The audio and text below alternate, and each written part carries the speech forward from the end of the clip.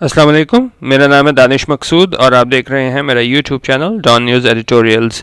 आज मैं आपसे डॉन का एडिटोरियल शेयर कर रहा हूँ। वो है 25 अक्टूबर को शाया हुआ था और इसका जो उन्वान है वो है बिज़नेस क्यूडर्स। अब मैं आपको इसकी थोड़ी सी बैकग्राउंड बता दूँ। वर्ल्ड बैंक की जो थी वो ease of doing business index 2020 उसकी रिपोर्ट आई थी, जिसमें पाकिस्तान जो है वो इसमें इन्होंने कितने किए 28 दर्जे जो है वो पाकिस्तान की इम्प्रूवमेंट हुई है और पाकिस्तान अब 108 नंबर पे आ गया।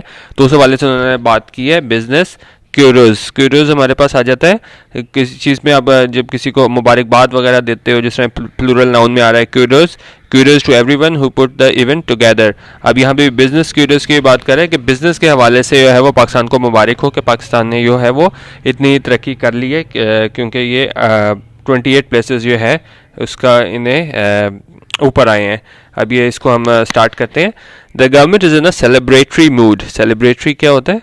जब आप ये कहते हैं यूज्ड और intended to publicly acknowledge a significant और हैप्पी डे और इवेंट, कि जब आप बड़े खुश हो किसी चीज़ के बारे में, आप इसको एक्नॉलेज करो पब्लिकली कि वाकई हमने ये अचीवमेंट कर लिया। तो यहाँ पे बात बता रहे हैं कि जो पाकिस्तान की रैंकिंग बढ़ी है, तो इस वजह से जो है वो हमारी जो हुकूमत है वो बहुत खुश है और उसने पब्लिकली इसको एक्नॉलेज किया है कि ये बहुत ही अच्छा दिन है पाकिस्तान के इस हवाले से, ख़ास तौर पर इकॉनमी के हवाले से और फॉरेन डायरेक्ट इन्वेस्टमेंट के हवाले से। क्योंकि आगे मैं आपको बताता हूँ कि ये इस क्या होता है इंडेक्स और इसका क्या इसका इम्पैक्ट होता है, एंड वाई नॉट, और क्यों ना हो। ने कहा गवर्नमेंट बहुत खुश है और क्यों ना हो। After all Pakistan has gain 28 places to rise to the rank of 108 on the World Bank's Ease of Doing Business Index 2020, in addition to securing a slot among the 10 nations with the most improved business climate. अब ये कह रहे हैं पाकिस्तान क्यों ना खुश हो। After all क्या हुआ है कि पाकिस्तान ने 28 दर्जे जो है वो इम्प्रूवमेंट कर ली है। किस चीज़ में की है? और अब आ गया पाकिस्तान 108 वें नंबर पे on the world banks ease of doing business index 2020। और ये होता क्या है world banks ease of doing business? इसमें ये होता है कि आप कोई भी बिज़नेस को यहाँ पे स्टार्ट करें तो कितना उससे आसानी मिलेगी गवर्नमेंट की तरफ से। क्योंकि देखें जब आपने लेने होते हैं, आपने कंस्ट्रक्शन परमिट चाहिए होते हैं, आपको दूसरी फिजिबिलिटी स्टडीज़ चाहिए होती हैं, आपको यूटिलिटीज़ चाहिए होती हैं। तो ये उस वाले से बात कर रहा है कि क्या जो पाकिस्तान की गवर्नमेंट है वो इसको फैसिलिटेट करती है कि नहीं करती। क्योंकि अगर आप किसी के लिए इतना मुश्किल बना दो बिज़नेस स्टार्ट करना, तो ज़ाहिर है लोकल छोड़ें बाहर से भी आके कोई बिज़नेस नहीं करेगा। तो ये वो हमारे पास चीज़ें होती हैं जिसके पैमाने होते हैं कि हम जज करते हैं कि कोई भी अगर यहाँ पे बिज़नेस स्टार्ट करना चाहे तो उसे गवर्नमेंट सपोर्ट करती है कि नहीं करती। और ये है क्या? ये विकीपीडिया से मैंने लिया था। उन्होंने कहा ये एक इंडेक्स है created jointly by Yankov and Gerhard Paul, two legal economists at the Central and Eastern Europe sector of the World Bank Group. The academic research for the report was done jointly with the professors. ये नाम वगैरह बताया। बस इसमें होता ही है कि आप बताते हैं कि किस तरह कोई नया बिजनेस सेटअप कर रहा है तो उसको हेल्प मिलती है कि नहीं मिलती है। आगे वो वजूहात भी बता रहे हैं जिनकी वजह से पाकिस्तान की इम्प्रूवमेंट आई है। तो आपको पता चल जाएगा कि किन बातों पे ये इंडेक्स बेस करता है कि कौन कौन सी चीज़ें होनी चाहिए तभी आपकी इम्प्रूवमेंट होगी। अब उन्होंने कहा है कि एक तो ये आप 108 नंबर पे आ गए हैं, 28 दर्जे आपकी तरक्की हुई है। और उसके बाद क्या हुआ है? In addition to securing a slot among the top 10 nations, और आप टॉप 10 नेशंस में मुल्कों में आ गए हो with the most improved business climate, कि जहाँ पे बिजनेस क्लाइमेट बहुत इम्प्रूव हुआ है। अब आगे बता रहे हैं क्या? द इम्प्रूवमेंट इन EODBI क्या होता है? Ease of doing business index.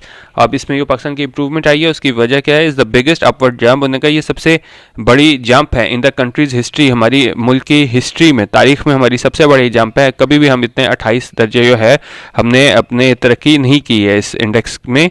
और एंड अ मेजर अचीवमेंट, और ये बहुत बड़ी अचीवमेंट है, बहुत बड़ी कामयाबी है, which led the prime minister to take to Twitter. और इसकी वजह से क्या हुआ? प्राइम मिनिस्टर इमरान खान जो ज़्यादा अपना ट्विटर बहुत ज़्यादा यूज़ करते हैं, तो वो क्या है वो वहाँ पे आके उन्होंने अपना अगर उनके कल के आप उस पर जाएँ ट्विटर पे और उनके सारे ट्वीट्स पढ़ें तो आपने देखा होगा उसमें उन्होंने इसको किस तरीके से एक तरीके से सेलिब्रेट किया अपनी अचीवमेंट को, अपनी गवर्नमेंट की अचीवमेंट को, कि उसमें किस तरह किया उन्होंने टेक टू ट्विटर। वो ट्विटर पर गए टू डिक्लेयर, और ये ऐलान उसका किया था that another of our manifesto commitments fulfilled.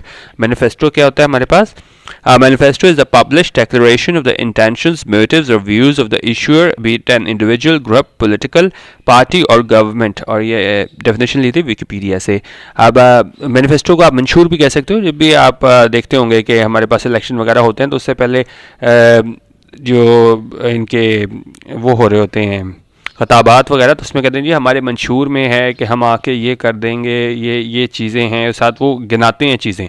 तो उन्होंने कह रहे हैं हमारा ये मंशूर था कि हम ये कर देंगे. तो another of our manifesto commitments fulfilled, कि हम ये काम कर देंगे. तो हमने ये उस टाइम पे वादे किए थे, हमारा मंशूर था, तो हमारी ये कमिटमेंट थी. तो एक और हमारी कमिटमेंट उसमें यही थी कि हम ईज़ ऑफ डूइंग बिजनेस में बेहतरी लाएंगे. तो ये रिपोर्ट है, ये साबित करती है कि हमने अपना एक और जो संग मील था उसको अबूर कर लिया, हासिल कर लिया है. द बैंक सेंड, यहाँ पे वर्ल्ड बैंक की बात हो रही है. The bank said that rise is significant. उन्होंने कहा राइज ये तरक्की बढ़ी है इनकी 28 पॉइंट ही थे ना, हाँ 28 प्लेसेस, ये सिग्निफिकेंट है.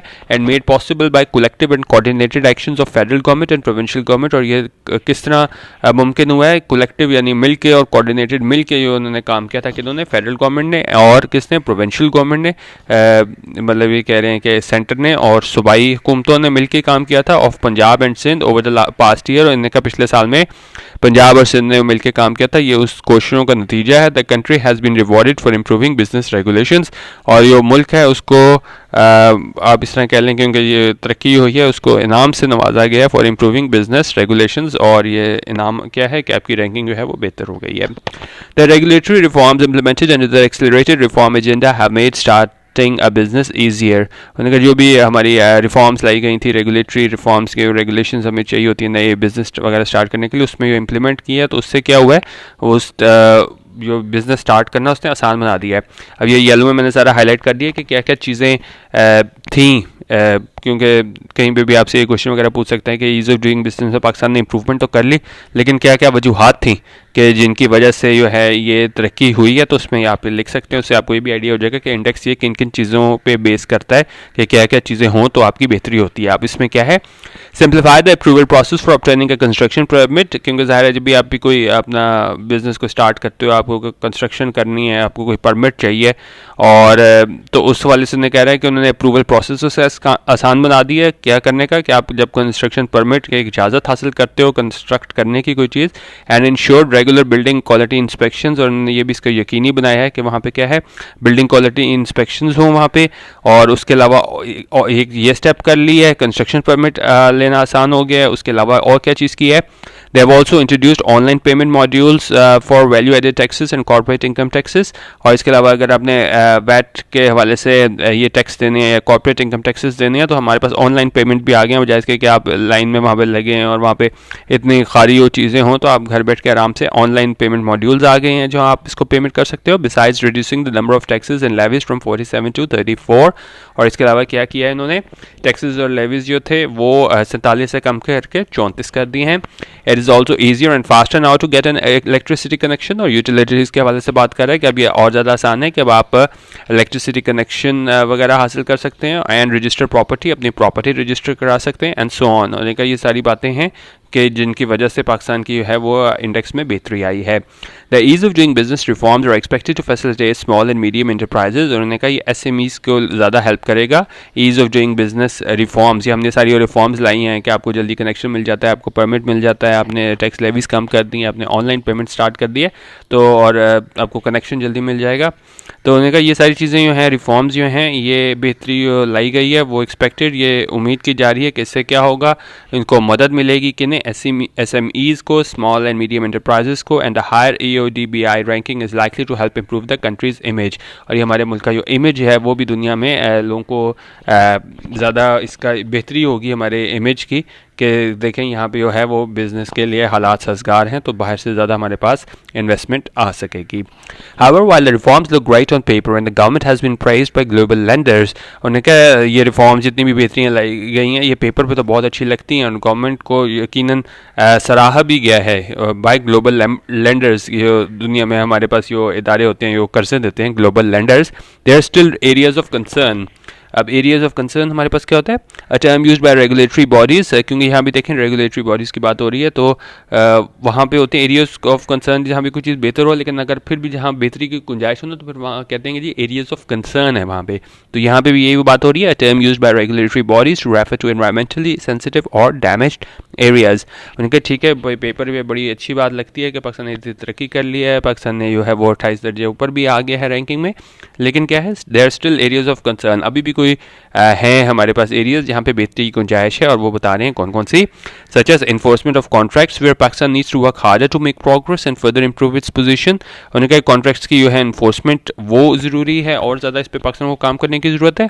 और वहाँ पे क्या है, the ground reality is that reforms enacted so far remain confined to official files only. उन्होंने कहा ये जितनी भी रिफॉर्म्स वगैरह बताई गई हैं ये कन्फाइन यानी महदूद हैं, कहाँ तक, ऑफिशियल फाइल्स ओनली, के फाइल्स तक तो बड़ा बेहतर लगता है कि बड़ा काम हो गया है, लेकिन रियलिटी थोड़ी कुछ और है। The government for example may have made it easier on paper for firms to get an electricity connection. उन्होंने कहा पेपर भी तो बड़ी अच्छी लग रहा है कि भाई इलेक्ट्रिसिटी कनेक्शन जल्दी मिल जाता है, तो उन्होंने कहा हो सकता है गवर्नमेंट ने बना भी दिया हो कि आपको इलेक्ट्रिसिटी कनेक्शन जल्दी मिल जाए, but investors specially small and medium size companies, लेकिन उनका इन्वेस्टर्स जो भी होते हैं या खासतौर पे जो small and medium size companies होती हैं, continue to face the same old bureaucratic red tape, लेकिन उनको अभी भी ब्यूरोक्रेटिक रेड टेप उसका सामना है। रेड टेप हमारे पास क्या होता है, रेड टेप होता है colloquial term for bureaucratic practice of hair splitting or foot dragging, blamed by its practitioners on the system that forces them to follow prescribed procedures to the letter. It gets its name from the color of the ribbon used in tying government documents.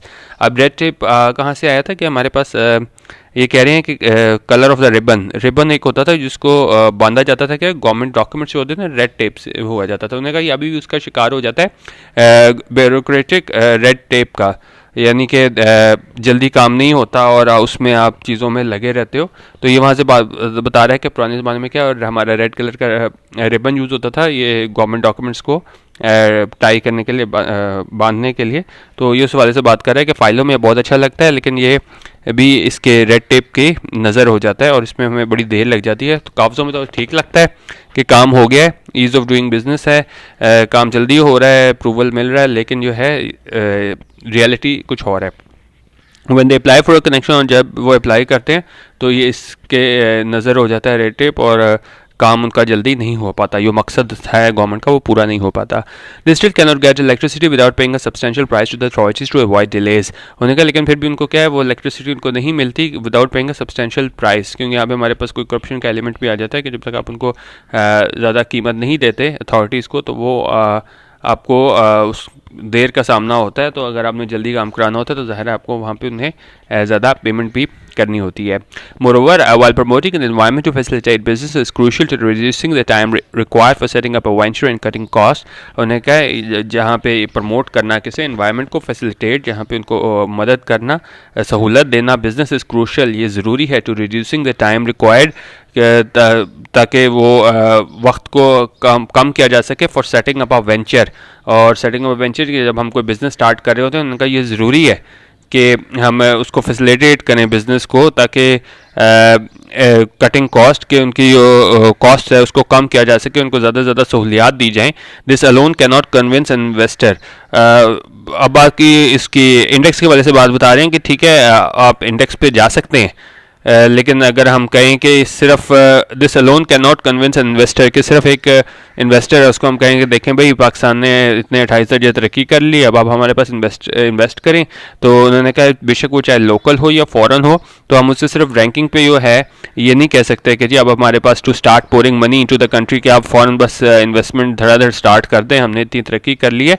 और उसकी example क्या दे रहा है, if the AODBI ranking with only of the most important factor in attracting investment, अगर सिर्फ ये जो index है यही एक पैमाना होता कि इन्वेस्टमेंट को अट्रैक्ट करने का या इन्वेस्टमेंट को अपने मुल्क में लाने का, तो उसमें कह रहे हैं बांग्लादेश का ये रैंक क्या है, वो 168 ऑन द इंडेक्स है। कि पाकिस्तान तो अब 108 पे आ गया है, तो बांग्लादेश कितने पे है, 168 पे।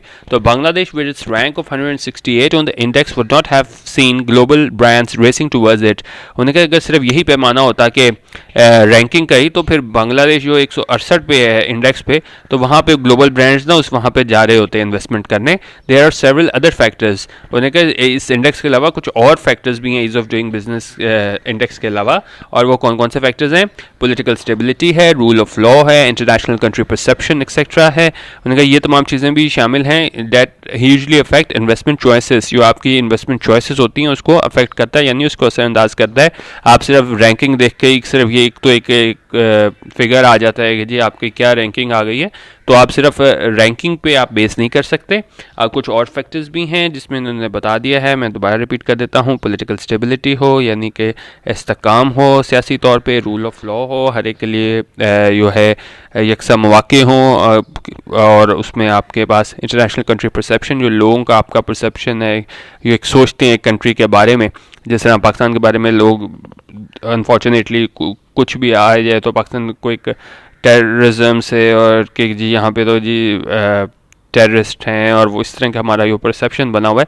तो उन्होंने कहा यहाँ पे हम जितनी भी रैंकिंग कर लें तो ये दूसरे पॉइंट्स भी हमारे पास जो आते हैं परसेप्शन के, आपके दूसरे आपके मुल्क के बारे में, आपके लोगों के बारे में क्या सोचते हैं, वो भी बहुत इंपॉर्टेंट है। These factors influence the investor's decision more than the EUDBI ranking of a country। उनका अगर देखा जाए तो ये दूसरे फैक्टर्स हैं वो ज़्यादा इंपॉर्टेंट हैं किस चीज़ में, rather than ranking of a country के। रैंकिंग देखने से पहले कि ये देखना ज़्यादा ज़रूरी है कि वहाँ पे रूल ऑफ लॉ है कि नहीं है, पॉलिटिकल स्टेबिलिटी है कि नहीं, और क्या परसेप्शन है जो आपको बाहर के लोग आपके मुल्क और आपके लोगों के बारे में सोचते हैं।